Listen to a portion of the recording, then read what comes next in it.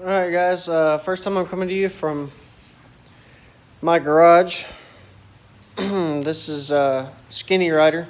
Bought my four-wheeler from Honda of Tyler. Couldn't be more impressed with those guys. I couldn't be more happy with the four-wheeler. Big shout out to Eric from Honda of Tyler. Everyone with the team there, those guys are amazing. If you're in the Tyler or in the Texas area and you're looking for a new Honda, those guys are hands down the best guys to go with. I did a lot of shopping before I bought my Honda. I went up to Antlers Motorsports, Jones Motorsports. Went up and saw a bunch of guys up there. They're off the page. I'm part of DFW ATV, and I'm also part of a group that we ride with, me and a bunch of my buddies. I actually got invited to come into. It's called RBP, Rolling Big Power. Now, they're by no means am I rolling big power, but I had a Honda 300, and I was basically the scout. They wanted to know how deep the mud hole was, then they would ask me. My snorkel would come up to the top of this light bar. Now, I'm 5'9", and this is about 6'3", about that tall. And I would go test out the holes. That bike was sitting on that Honda 300. It was a 1990 Honda 300. I had an 88 cam in it. I had a gear reduction in it. I had a 54 gear reduction from Jeremy Lee. I did a high lifter 2-inch bracket lift. I modified the front end. Put 28-inch Zillas on it. I did the Zillas because they were cheaper. One, they were real lighter, and I'm probably going to get another set for this four-wheeler. Just so if I'm riding in the sand. The BKTs don't really like sand. So during the summer, I don't really ride a lot because I don't have tires to ride in the summer. These are mud tires, hard pack. They'll kill your kidneys and make you lose some teeth. But this is my 2018 Honda Rancher 420. I bought it in August of 2018. Like I said, I got it from Honda of Tyler. Only things I've done to it is I did put this Miller FX whip on. I will do a video of that. So far, I couldn't be more happy with that thing. I have one incident with it, and I'll show you what happened with it. It is their Twisted Extreme whip. I have another one sitting over here. It's my second light bar. That one is my light whip. That one is. Now, this is my first one that came off my 300. It's just a green. My favorite color is green. When I bought this four-wheeler, everyone thought I was going to get a green one, but I saw this orange one, and I'm a big UT fan, University of Texas, not University of Tennessee, University of Texas Longhorn fan, and I just like the color. I hardly ever see them. To this day, I've only seen one, and that's about it. The reason why I went with 28s, one, from Honda of Tyler, it did come snorkeled already, and it was paint matched. They snorkeled it for me. They put the wheels and tires on there. It was sitting on Moto Bosses. Those were really heavy, and I knew that a lot of people that had have these 420s, you put really heavy tires on them without a gear reduction, they don't really do all too well. I wanted 28s. I didn't know they made a 28 BKT, but these are the 28 BKT all-terrains. Now, you might think, what the heck? They look just like a BKT. Well, a lot of people, they actually buy these BKTs. These are BKTs. They're the all-terrains. Now, the only difference, these say AT 171 on them. They're the BKT 171s. The traditional BKTs that they had, the AT or the TR 171s, they had this little groove cut out in the side. And that's all I really was, kind of used to. I didn't really know much about it. So they said they had BKTs. I said, go ahead and put them on there. A lot of people asked me why I hadn't done a lift, being as it is a solid axle. I did not want to go with the independent rear suspension. I loved the fact that my 300 had independent or solid rear axle. I use my four-wheeler on the ranch as well. Independent really, I don't know. My grandpa's got a 300. He's had one. My great-grandpa, before he passed away, he had an 88 300, and it had a solid axle. Never had any issues with it. I do get and see a lot of 300s in my shop. I do work on the side. on Hondas, mainly my buddy's 300. He's got 28-inch Outlaw wides on there. It's 54% gear reduction. Basically kind of the same way I had my 300 set up. Mine was red. I had an 88 cam in it. 54% gear reduction sitting on Zillas, which that thing was just a monster. I didn't have to try to water wheelie it. This one I kind of do. Everyone says you can't water wheelie BKTs. Well, when I get my new camera in, I'm waiting on that. Didn't think I was going to get into this whole videoing mud riding stuff, but it seems to be something I can get into. I'm pretty good about doing videos too. When I get the water up to here, which I rarely do just because of the fact that I don't do a lot of water riding, but when I get the water up to about here, which is just barely over the tires, if I'm in two-wheel drive, now it has to be in two-wheel drive,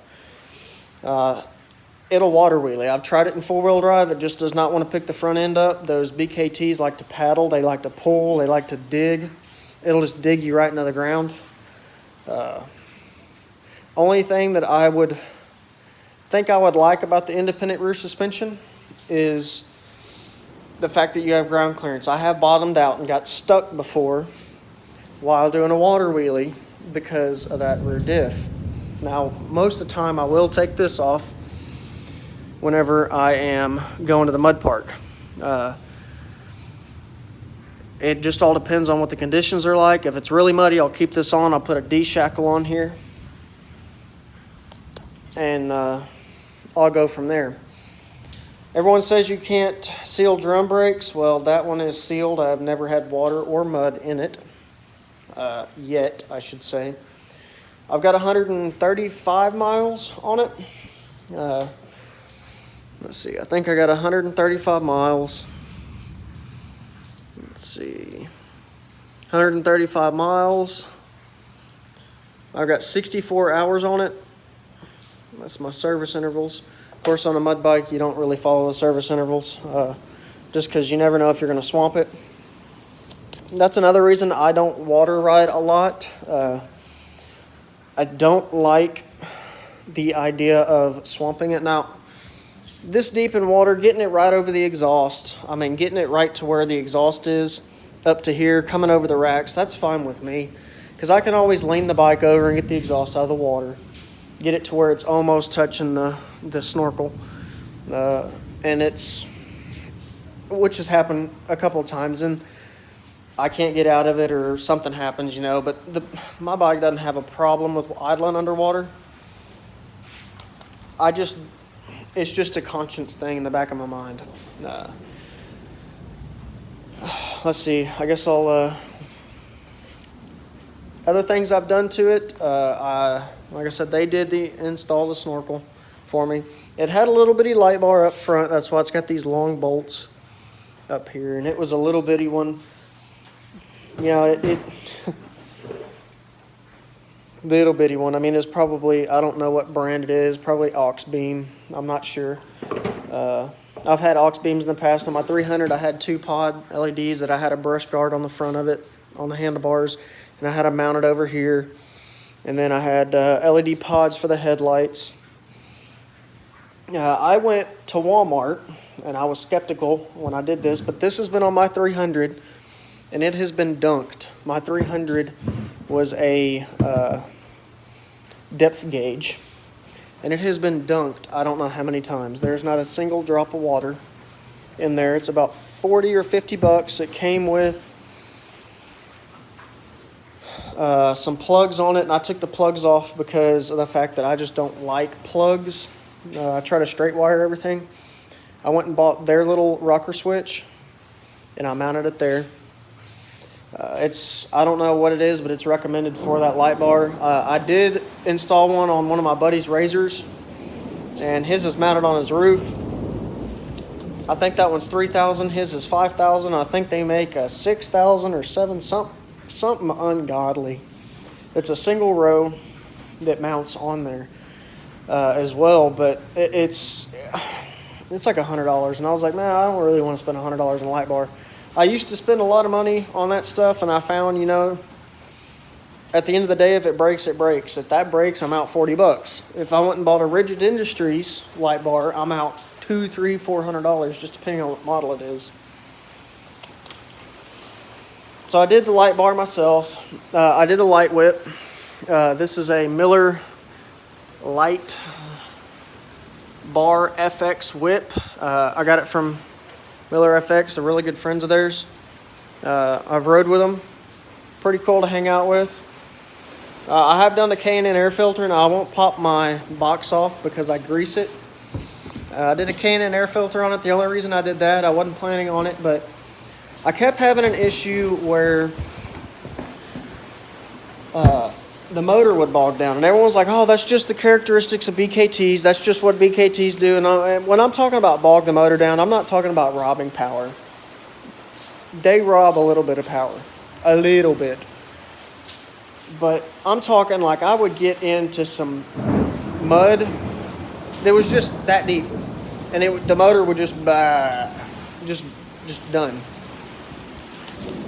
Ever since I did the K&N air filter, I haven't had that issue. I can crawl with it. I can stop. My driveway's not that steep, but you can kind of see the angle of my truck. And just to show you what I mean by bogging down, you can kind of see the angle of my truck. My four-wheeler would barely get up that in first gear. Now I put the K&N air filter on it. I drove down to the bottom, parked right there, right before the sidewalk. I clicked it in the first gear, it came up fine. I clicked it in the second gear, I backed down it, clicked it up into second gear, drove up fine. Third gear, it acted like the motor was bogging down like it used to do with the stock air filter on there. Now this is everyone knows what a K&N air filter looks like.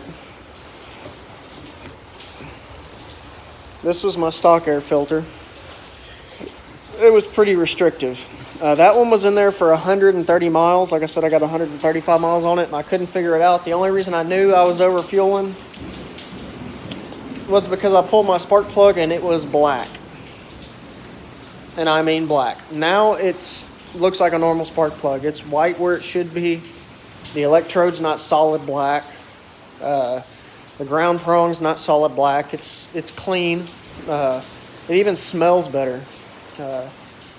I'm a big rig mechanic. I also was in high school. Now, I'm not that old, but in high school I grew up around a bunch of old cars, 60s, 70s, 50s model cars, 80s model cars.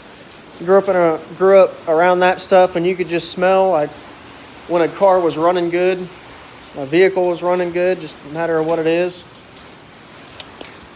Now it is pouring outside, so I hope if I have to cut this video short, because tornado sirens came on. I got to move my truck in the garage. I do have some other stuff I've done to it. I've done the winch. I was going to go with a KFI until I heard KFI was having some problems. I didn't really want to spend all that money, being it was the first winch I've actually had. So I went and bought a Champion. It was on sale at Tractor Supply for like 150 bucks. I thought, you know what? 150 bucks. If it goes bad in, say, a year, I'll go buy a more expensive one. Lesson learned, you know. I've been hearing some good and bad things about the Warns. I'll probably actually get a Warn because a lot of my buddies run them on their Jeeps. This one, I did like this one because it was a 3,500 pound synthetic winch. It did not come with this clevis or the stopper. Those are both KFIs. It has a metal turner, not some cheap plastic. Everything's metal. I've had it in mud and water up to here. It's just been completely dunked, misused, mistreated. That winch has not given me a single problem. It did come with this, which I'm not too keen about. I think I'm going to change that later on. Do with a solenoid and an actual KFI rocker switch. KFI seems to make some pretty good stuff. I didn't think that their stealth winch would have any problems. But everyone's been going with Quad Boss. So if I don't go Warn, I'll go Quad Boss. That's pretty much it. I haven't had any issue with it yet.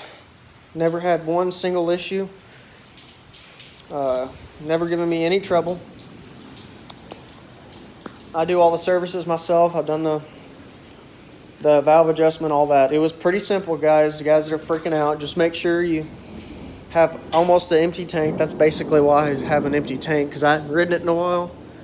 And that was my security system. it just went offline.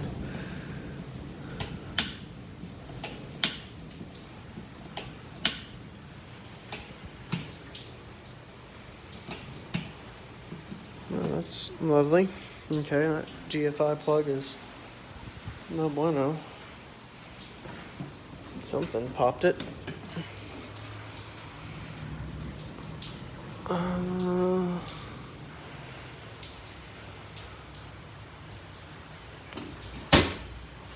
Nothing too bad, I hope. Everything in the house is still on. I don't know why it popped that.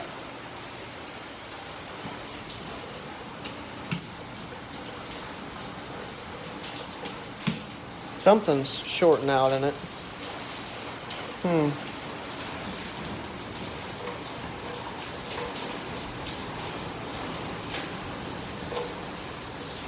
That one's still good. That's weird. Okay, well, whatever.